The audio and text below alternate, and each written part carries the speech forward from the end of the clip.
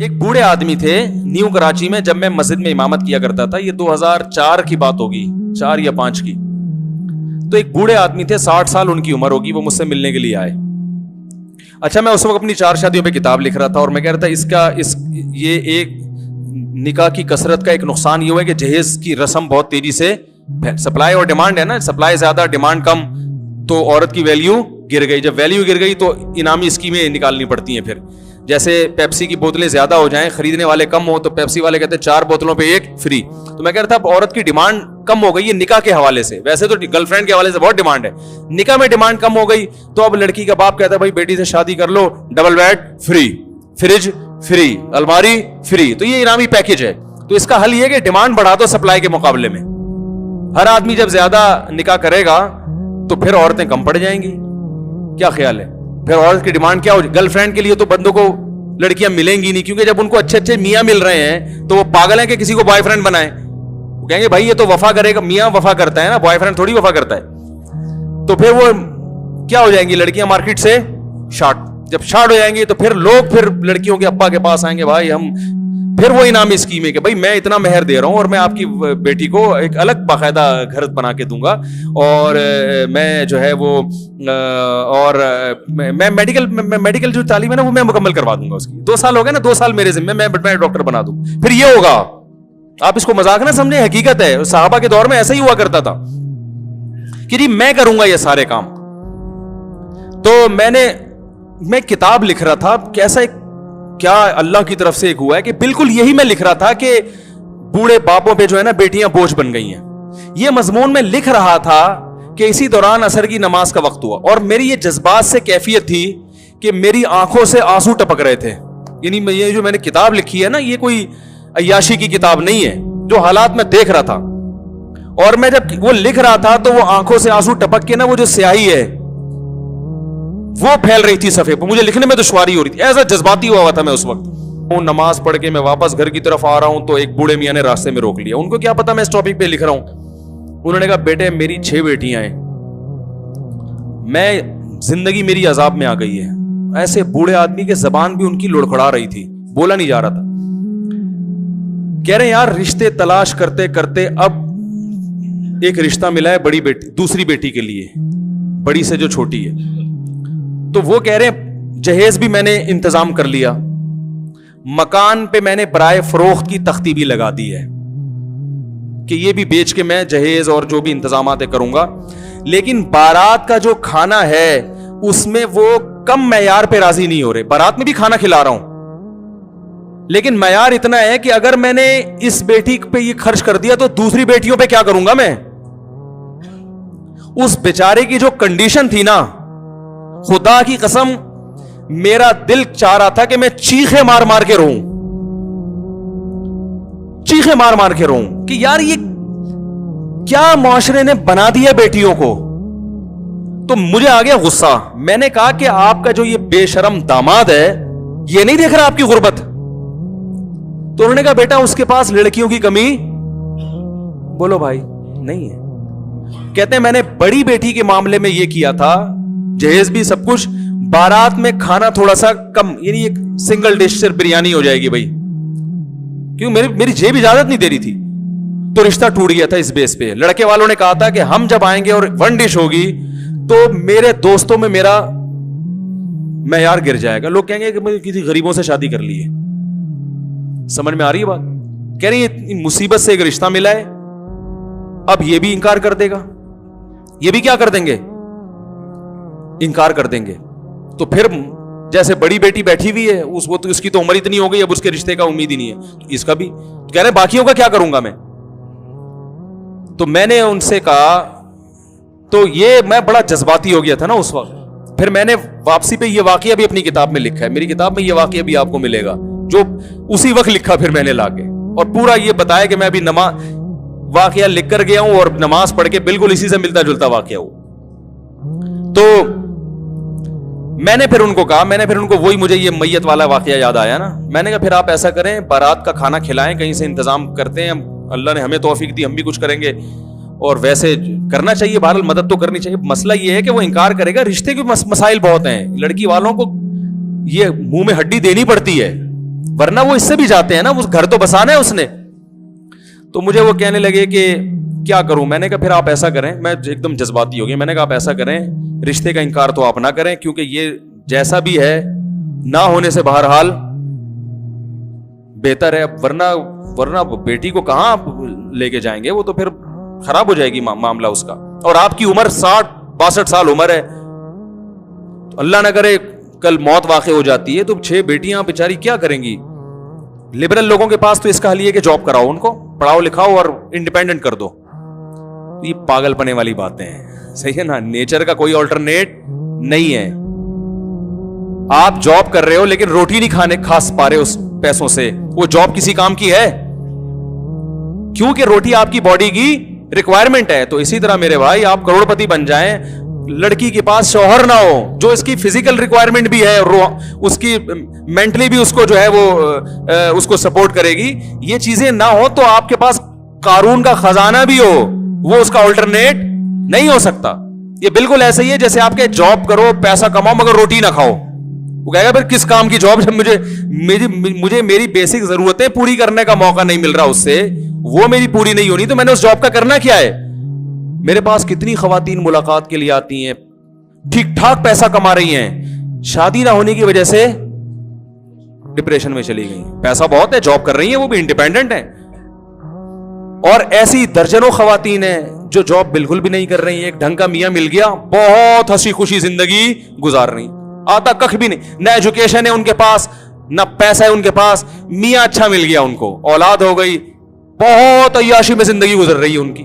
تو اس سے وہ لڑکی اچھی ہے کہ نہیں ہے, کہ جو کچھ بھی نہیں آتا تھا اس کو میاں اچھا مل گیا. تو اس لیے عورت کی پہلی ضرورت ہے اس کے لیے اچھے میوں کا انتظام کرو, صحیح ہے نا, باقی چیزیں بعد میں ہیں. تو خیر جلدی سے بات مکمل کر کے بیان ختم کرتا ہوں. تو میں نے پھر بوڑھے بزرگ سے کہا, میں نے کہا دیکھیں آپ ایسا کریں, پھر مجھے یہ میت والا واقعہ یاد آ گیا. میں نے کہا آپ انتظام کریں, آپ ایک بہترین سا جتنی ڈشیں وہ کہہ رہے کمبخت منوس معذرت, اتنی ڈشیں آپ بنوائیں. اور آپ یہ کریں کہ اول تو بارات اسلام میں ہے ہی نہیں نا, بارات کا کھانا ہی نہیں ہے.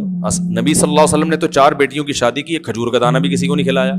اپنی جتنی شادیاں کی ہیں ولیمہ کیا ہے. تو اسلام میں شادی کا کھانا بھی کون کرتا ہے؟